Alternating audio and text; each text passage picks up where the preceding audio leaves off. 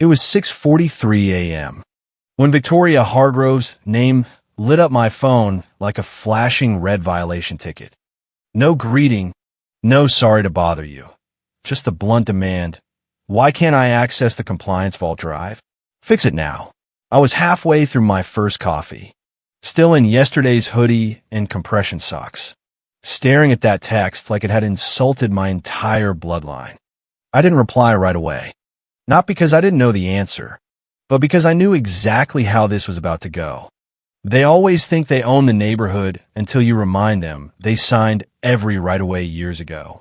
That vault, the entire compliance vault infrastructure, my little one-woman firm built it, hosted it, secured it, and audited it per every state compliance memo since the HOA bylaws scared half the board sober.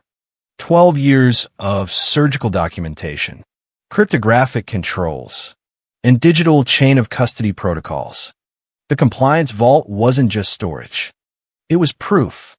Proof of every violation ticket, every fine collected, every board minute, every security cam clip, and every dollar that ever flowed through Oakwood Estates, HOA. Without it, they'd be flying blind through 5 years of petty neighbor wars, disputed assessments, and backroom rule changes.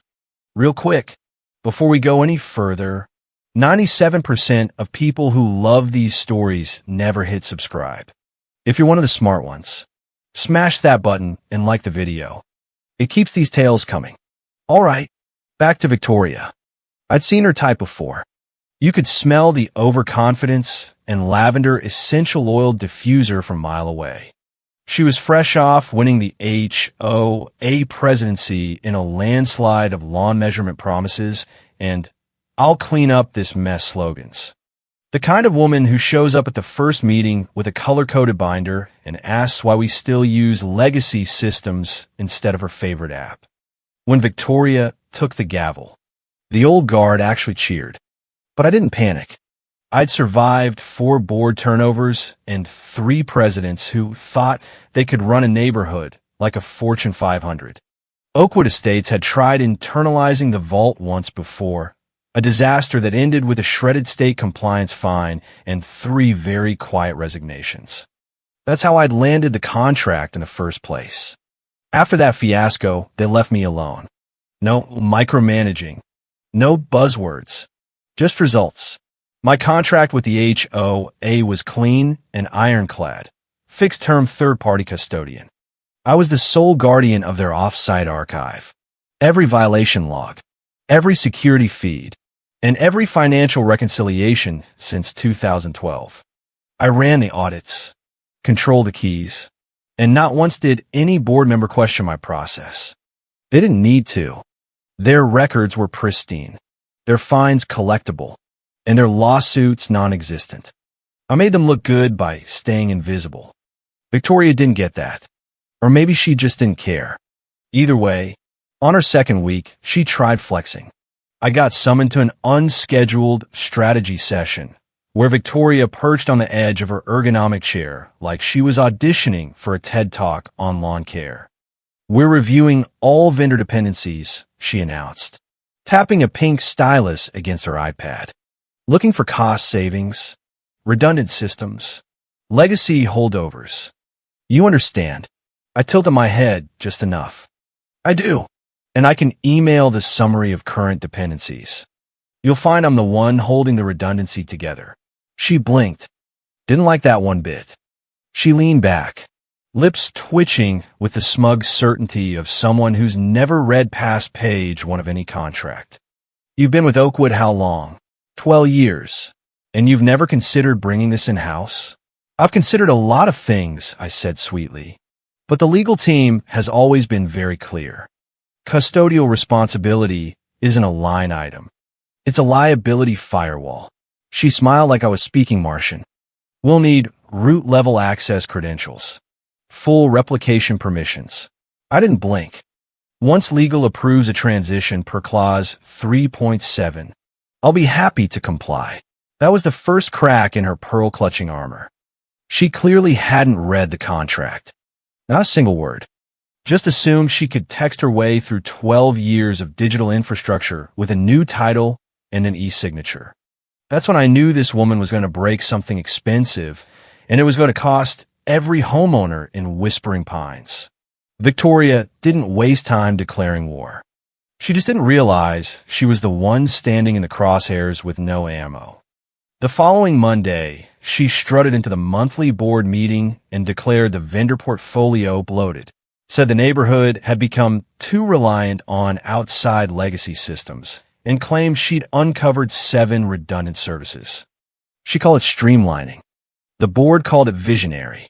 I called it a suicide note written in pastel ink. But no one asked me. Why would they? I wasn't on the payroll. I was the black box they trusted to keep the neighborhood compliant, just not visible enough to question. From their perspective, Victoria was the fresh blood sent to cut costs and make everything more efficient. Except she had no clue how many of those contracts were actually binding custodians like mine, or that one of them, the only one that actually mattered, held the digital keys to the entire damn neighborhood. 3 days after her grand presentation, she called me into the community center conference room like she was about to hand me a cupcake and a pink slip. She didn't even sit down.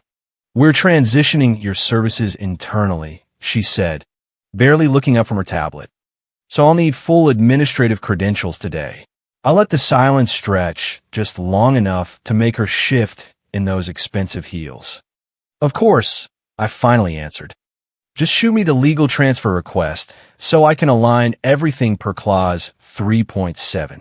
She blinked. "What clause?" "In our service contract. The one the legal team signed 12 years ago and renewed 4 times. It governs transfer of custodial access." Victoria actually scoffed. "It's our data, and I swear I didn't plan it." But my eyebrow arched on pure instinct. "Is it?" She froze for half a breath. "See, that's the part these types never understand. The infrastructure, the encrypted logs, the tamper-proof pathways, they weren't the HOAs. They were mine, licensed through my firm. Every folder labeled Oakwood Compliance ran on my proprietary framework. We didn't just store their records. We sealed them, certified them, and logged every single access through a third-party cryptographic register. And unless they wanted to chat with the state attorney general and 2 compliance watchdogs, they weren't touching a single byte without crossing every legal T and dotted indemnity I. She tried again. "Look, we appreciate your long tenure here." "Victoria," I cut in calmly, "I'm not an employee. I'm not a volunteer. I'm a contracted vendor under binding agreement. My firm owns the framework. Oakwood leases access. Any change has to go through legal channels." She exhaled sharply and waved a hand like I was being dramatic. "Fine. We'll figure it out." I almost smiled. "You will. Or someone will." I walked out of that room knowing exactly what she was going to do next. Try to bypass me. Force her way in with some neighbor who knows computers. And when that failed, she'd panic. And when she panicked, she'd make it documented. Time-stamped. Career-ending mistake. All I had to do was sit still and let her walk right into it. It was a Thursday, gray and drizzly, nothing special, until my phone buzzed at 9:02 a.m. Victoria, in all her strategic brilliance, had finally made her move. The text was pure poetry. "Email me the shared drive password and clear out your access. We're done. No greeting, no punctuation finesse. Just a digital slap from a woman who thought she'd just checkmated the neighborhood's quietest resident." I stared at it for maybe 3 seconds before my thumbs moved on autopilot. There is no password to give. That drive is under my company's contract. Please contact legal. Sent. Read. Delivered straight into the canyon of clueless entitlement. What followed was a masterclass in panic disguised as protocol. 5 minutes later, I was looped into an email thread Victoria had started by copying the entire board and legal counsel. Subject line: Immediate access transition, compliance vault. The first reply dropped from our associate counsel, Margaret Klein, The kind of woman who wears steel in her spine and keeps receipts in triplicate. Victoria, please clarify.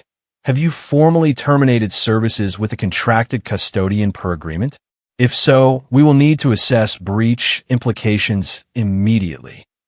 6 minutes later, the HOA treasurer replied, Victoria, you just fired a contracted vendor with full control over our compliance data. That's a breach. That single line broke the dam. Within minutes, the thread ballooned. Legal, finance, risk management, even the insurance carrier. One director replied with a single word, what? Another added, wait, who approved this? And the compliance chair dropped the hammer.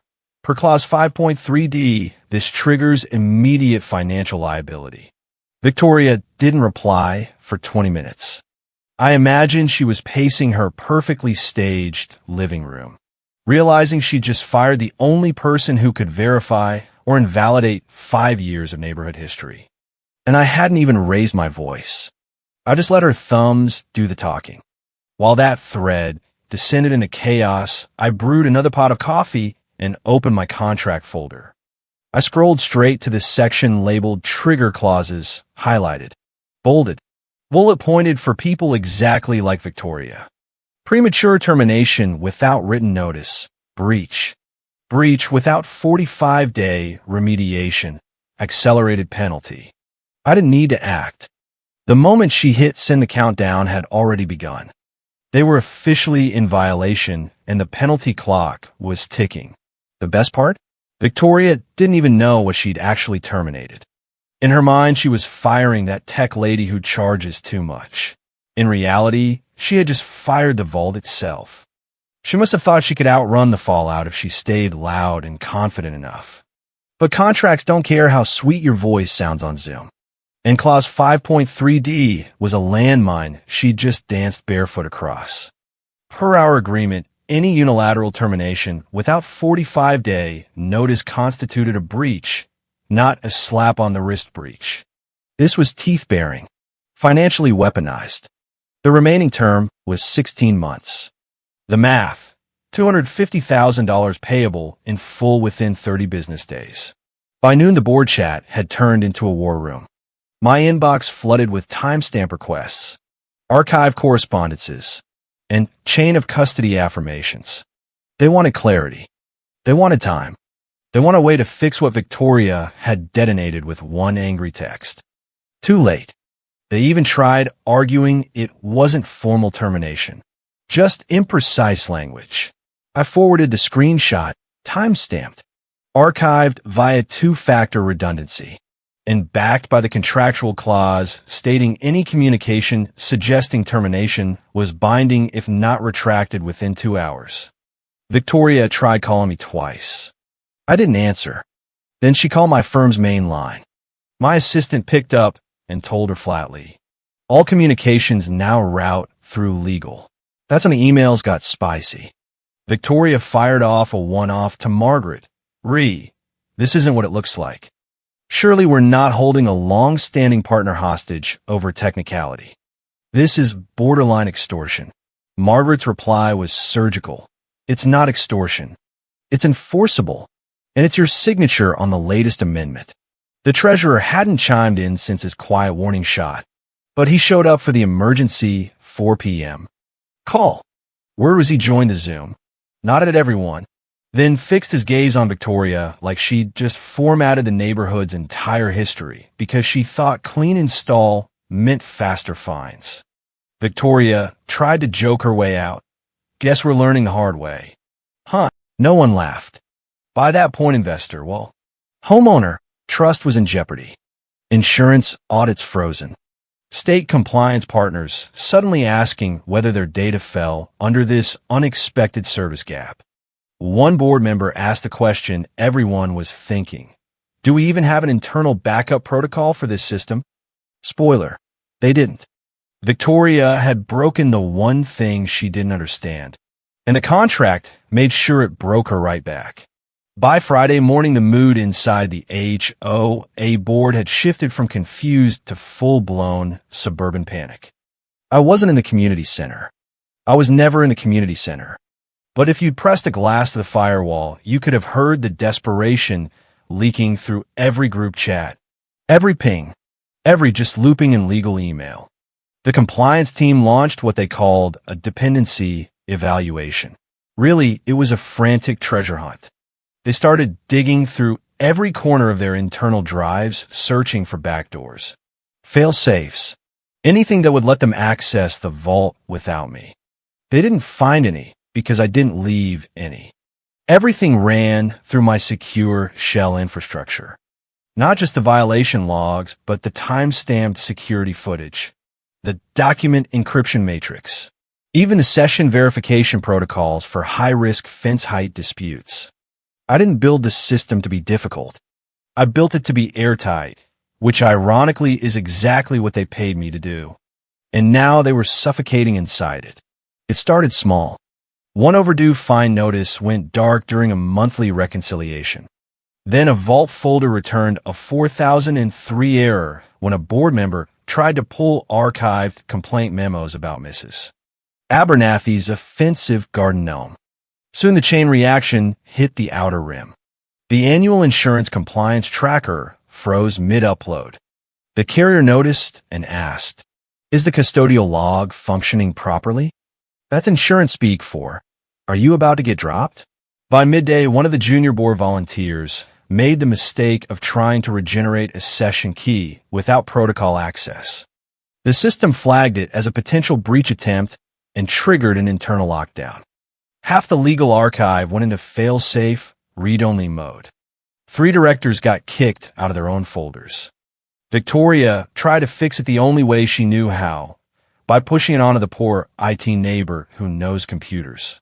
She cornered him at the next block party and barked, "Restore access to the compliance vault." Now, the poor guy just shook his head. "We can't. The access keys are vendor-controlled. We were never issued master credentials. Only temporary session IDs tied to her framework." Victoria stared at him like he'd suggested burning the community center and mailing the ashes to the state attorney general. Meanwhile, every attempt to bypass the system was recorded and timestamped by design. Every failed login attempt got logged. Every unauthorized session pinged a security notification. And every escalation attempt replicated offsite in a compliance-ready audit trail. By the end of the day, the system had recorded 62 failed login attempts, 4 internal escalation flags, and a rising error trend on time-sensitive compliance checks. And the kicker? They were doing all of this under the assumption that if they just got around the tech, they could clean it up later. But the truth was brutal. There was no later. Because Victoria hadn't just pulled the wrong thread, she'd ripped out the spine. By the start of the second week, even the people who didn't know my name knew my contract. 20 business days. That was the window Oakwood Estates had to crawl out of the hole Victoria dug with her clear out your access text. And every tick of that $250,000 penalty clock got louder, especially for the homeowners who weren't even in the room when it started. Day 1 was all denial. Legal played word games. Victoria kept saying, "It's being handled," to anyone who dared ask why they suddenly couldn't pull last quarter's violation logs. Day 3, the cracks widened. A state compliance auditor flagged a missing link and asked if Oakwood had altered custodial arrangements. That phrase alone sent shivers through any risk officer with half a brain. Because if that reached the state regulators, they wouldn't just face questions, they'd face sanctions. Day 5, one of the compliance volunteers quietly resigned, just packed her binder, left her badge on the table, and slipped out before the coffee was poured. Word was she'd already been interviewing elsewhere, just needed a push. Victoria gave it to her. Day 6, the board tried, sending a formal retraction notice to my firm, claiming the termination was inadvertent and requesting we disregard prior communications. My legal team replied with a 1-page PDF in bold text. Clause 5.3D has been activated. Breach acknowledged. Penalty clock in motion. Day 8, the Internal Audit Committee launched a probe. Not because they wanted to, because they had to. The trigger, 3 missed verification timestamps on prior year data retention reports. That may not sound dramatic to outsiders, but in HOA land, that's a 5-alarm fire, especially when one of those reports feeds directly into the annual insurance renewal. Day 9, Victoria stopped showing up before 10 a.m. Rumor had it she was meeting privately with legal every morning trying to spin it, trying to blame legacy systems, as if the vault was some cobweb she inherited instead of the one lifeline, still technically operational, just not to her. Day 10, I got the email. Subject line, exploring options. From the HOA treasurer. Can we salvage this? I read it twice, not because it surprised me, but because the tone had shifted. No demands, no pretense, just 5 desperate words wrapped in corporate courtesy. I didn't reply. I forwarded it to my legal team with one line, please respond accordingly. Their reply went out before noon. Calm, surgical, unforgiving. Vendor remains in breach protocol enforcement. Any remediation discussions must include settlement of accelerated payment and formal reinstatement under amended terms. Translation, you broke it. You pay for it. Then we'll talk. That afternoon, one of the board's private Slack channels leaked. It was a screenshot of a frantic message. We didn't just lose the keys. We threw them in the ocean and told the Coast Guard we had it covered. No one laughed because the ocean was rising fast. I didn't announce anything. No LinkedIn update. No smug neighborhood email blast. Just silence. Because the kind of leverage I held didn't need volume. It needed timing. By day 14, the whispers had legs. Homeowners in the industry noticed something was off. Compliance friends pinged me quietly. What's happening over at Oakwood? Are they bleeding records? Did you walk or did someone push? I didn't answer. I didn't have to. The vultures did.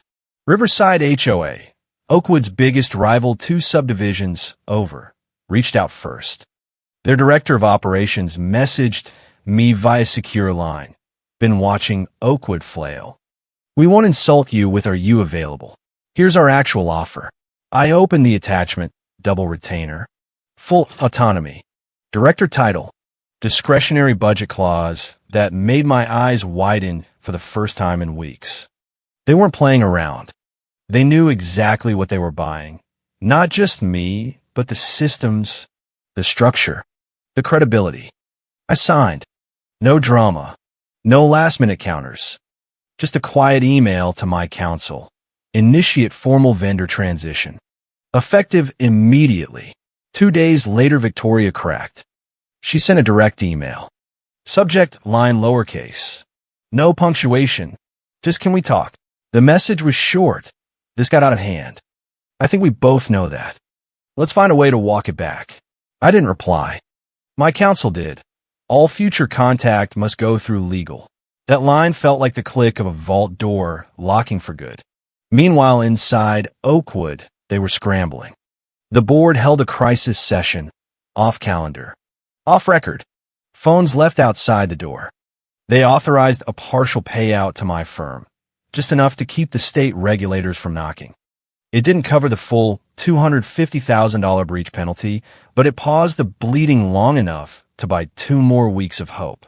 Victoria wasn't in that meeting. Word was she'd been advised to work from home until further notice. A polite suburban exile. The best part? I never threatened, never leaked, never gloated. I just left and took the one thing Oakwood Estates had always taken for granted, control. They called it a routine quarterly audit, but everyone in that room knew it was a post-mortem in slow motion. Compliance sat stiff as mannequins. Legal brought a court reporter. The treasurer looked like he hadn't slept in 3 days. And the vice president, he just stared forward like he was watching a fuse burn down. The first slide came up, unauthorized termination of data custodian.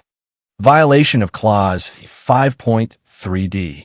The words hung in the air like the smell of fresh-cut grass after a $250 fine. Everyone knew what it meant. Everyone knew who it meant. But no one wanted to be the first to say it until the second slide loaded. regulatory risk. 7 internal processes unavailable due to custodial lockout. Chairs squeaked. A throat cleared. Someone muttered under their breath. The third slide didn't help. Pending legal claim. $250,000 accelerated penalty plus damages. Status. Unresolved. It was all there, itemized. Time-stamped. Undeniable. A full audit trail of mistakes, starting with one woman and one text message. A text message she probably thought would never be seen outside her phone. Now it was projected 10 feet wide in front of the people who approved her presidency. The vice president turned to Victoria, slow and deliberate. "Did you check the contract?" Victoria looked like she'd swallowed a garden gnome. "I mean, she worked for us for years." I didn't think. Margaret from legal didn't let her finish. She corrected calmly but sharp. "She worked with us. Not for us." There's a difference. Silence. Heavy and long. Nobody defended her. Not one person. That same week over at Riverside HOA, we onboard 2 of Oakwood's biggest complainers. Not prospects, actual homeowners who'd had enough. Their files arrived with ribbons of apology and nervous urgency. One of them, a retired couple from Maple Lane, said it plainly, "We don't trust Oakwood's data posture anymore." I didn't smile, but I made sure our onboarding analysts attached our new custodial agreement. Same language as Oakwood's, just one clause shorter. Because I'd learned something too. No matter how airtight the contract, the one thing you can't write in ink is common sense. And Victoria? She didn't have it.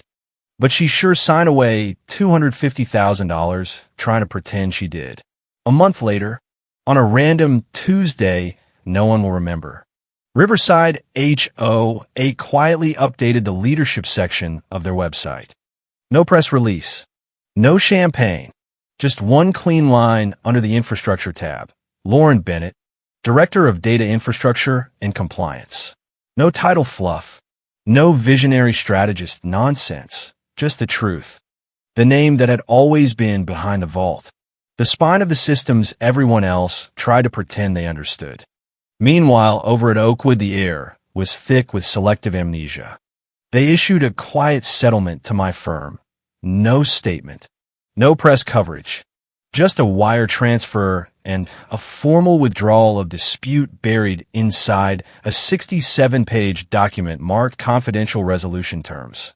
They didn't even ask for an NDA. Probably didn't want to poke the contract again. Victoria resigned. That's what the internal memo said. Not terminated. Not involuntary. Just one word in quotes, like even they didn't buy it. I didn't celebrate. No toast. No victory lap. I just kept doing the work. I onboarded the new clients, refined the vault protocols, and signed 2 new retainer deals by the end of the quarter. Quiet wins. The kind you don't have to post about because the people who matter already noticed. What mattered most wasn't the payout. It was the precedent. They thought I was an external asset. But the whole time, I was the foundation they built everything on, and they forgot that until it cracked beneath them. I never raised my voice, never threatened, never grandstand. I just read the fine print and let the contract speak for itself. The neighborhood learned the hard way that the pettiest rules, the 2-point-inch grass, the banned garden gnomes, the flag-sized police, mean nothing when the real records disappear. Homeowners who once cheered Victoria's efficiency crusade now stared at special assessment notices for the $250,000 hole she blew in the budget. The same people who once nodded along while she cited my rose bushes for noncompliance suddenly found themselves unable to dispute their own tickets because the proof was locked away. Irony tastes sweeter than any HOA-approved sweetener. Victoria tried one last power move, posting a neighborhood-wide email about moving forward together, but it landed like a violation ticket on a perfectly mowed lawn. No one replied. The thread died faster than her presidency. Months later, I drove past the Oakwood welcome sign on my way to a Riverside board meeting. The grass was still perfect. The flags still regulation size. But something had changed. The for sale signs were multiplying. The new president, a quiet accountant who actually read contracts, sent me a polite note thanking me for the transition. No drama, just respect. And in the distance, I could almost hear Victoria's pearls clicking as she packed up her color-coded binders and moved to a neighborhood without a vault. Some people think power comes from the loudest voice or the biggest clipboard. They forget the real power lives in the quiet systems that keep everything running. I never had to scream. I never had to post. I just let the rules she loved so much come back to bite her hard. And the best part? Every homeowner who once rolled their eyes at that tech lady now knows exactly who kept the neighborhood from imploding. Justice doesn't always arrive with sirens. Sometimes it arrives in a perfectly timed email thread and a $250,000 wire transfer. And sometimes, if you're very lucky, it arrives wearing a subtle Victoria smirk on a sunny suburban porch while the Karen who started it all finally learns the one rule she could never enforce. Read the fine print. Word count 1002.